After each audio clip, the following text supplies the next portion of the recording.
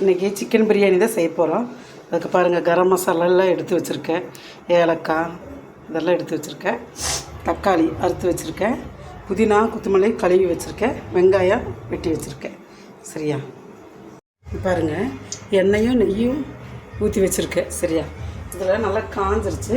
இப்போ கரம் மசாலாலாம் போட்டுக்கலாம். சரியா? போட்டு நல்லா வணங்கட்டும். பாருங்க, மசாலாலாம் நல்லா வணங்கட்டும். கரம் மசாலாலாம்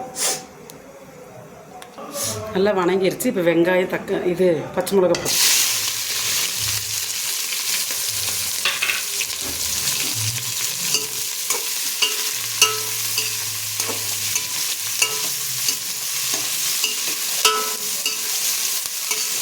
நல்லா வணங்கிட்டு வணங்கின பின்னாடி காமிக்கிறேன்.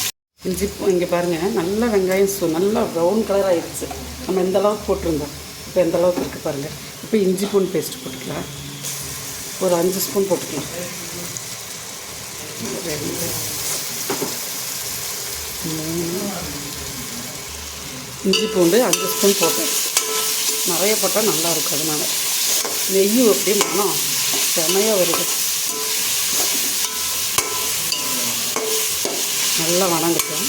அதுக்கப்புறம் புதினா அதெல்லாம் போட்டுக்கலாம்.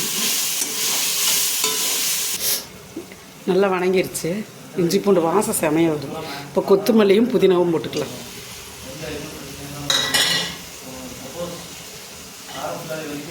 நல்லா வணக்கி விட்டுக்கலாம். அது ஸ்டாண்ட் இல்லாதனால ஒரு கையில் பிடிச்சி போடுறதுனால அப்படி இருக்குது. சரியா? கொஞ்சம் அட்ஜஸ்ட் பண்ணிக்கோங்க. நீங்கள் சப்போர்ட் பண்ணுங்கள், சீக்கிரமாக ஸ்டாண்ட் வாங்கிடுங்க. நல்லா வணங்கட்டும்.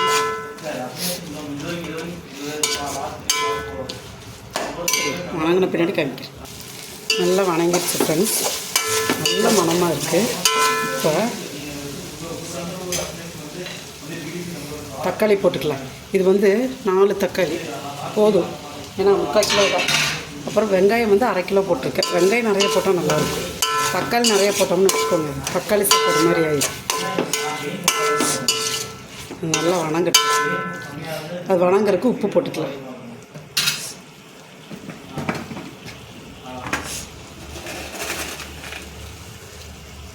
வணங்குறதுக்கு தேவையான உப்பு, வணங்குறதுக்கு கறிக்கு எல்லாம் சேர்த்து தான்.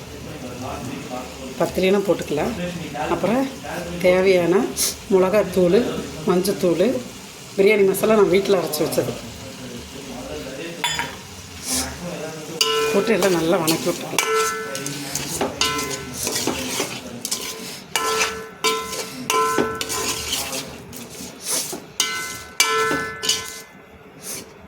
சரி, இது வணங்கட்டும். அதுக்கப்புறம் காமிக்கிறேன். இது பாருங்கள், நல்லா எண்ணெய் திரிஞ்சு வந்துருச்சு. ஓரமாக பாருங்கள் எப்படி கொப்பளிக்குதுன்னு பாருங்கள். சரியா? இப்போ இதுக்கு இடையில நம்ம சிக்கனை போட்டுக்கலாம். நல்லா கொஜ்ஜு மாதிரி ஆயிடுச்சு. சிக்கன் போட்டுக்கலாம்.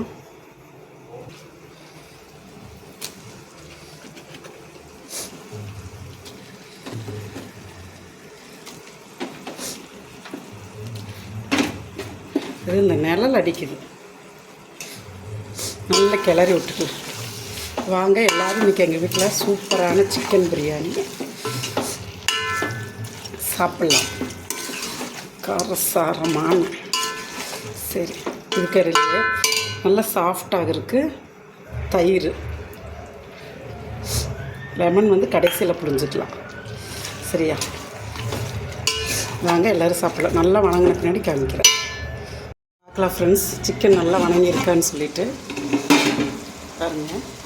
நல்லா வணங்கி எண்ணெய் திரிஞ்சு வருது பார்த்திங்களா? நல்லா சூப்பராக இருக்கும். இதுக்கிடையில் இப்போ தண்ணி ஊற்றிக்கலாம். 3 டம்ளர் அரிசி ஊற்றிருக்கேன். 1 டம்ளர் அரிசிக்கு ஒரு சொம்பு தண்ணி வைப்பேன். அப்போ தான் எங்கள் அரிசிக்கு சரியாக இருக்கும். இப்போ ஊற்றிக்கலாம். தண்ணி ஊற்றிக்கலாம். தண்ணி ஊற்றியாச்சு. இப்போ எலுமிச்சம்பழம் புழிஞ்சுட்டுக்கலாம். ஏன்னா இப்போ புழிஞ்சால் கொஞ்சம் நல்லாயிருக்கும். ஒரு எலுமிச்சம்பழம், அவ்வளோதான். நல்லா தண்ணி கொதிச்சோன்னா அரிசி போட்டுக்கலாம்.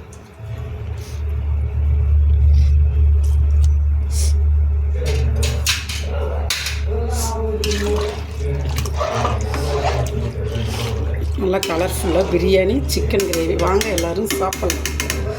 சரி, ரெடியான பின்னாடி இப்போ காமிக்கிறேன். தண்ணி நல்லா பப்புள்ஸ் வந்துருச்சு. இந்த இதில் அரிசி போட்டுக்கலாம்.